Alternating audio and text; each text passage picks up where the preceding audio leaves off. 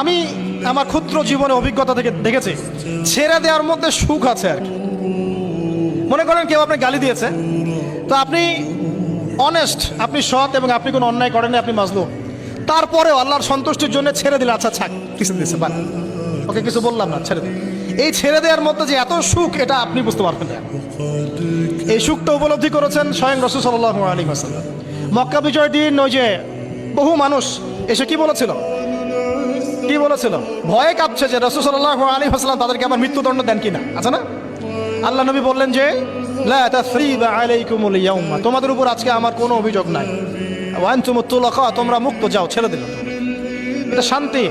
ইউসুফ আলাইহিস সালামের ভাইরা কুয়াতে ফেলে দিয়েছিল না, সেখান থেকে মিশরের বাজারে, সেখান থেকে রাজপ্রাসাদে, সেখান থেকে জেলখানায়, জেলখানা থেকে রাষ্ট্র ক্ষমতায়। কি লাইফ ট্র্যাজেডি, লাইফের ট্র্যাজেডি দেখেছেন?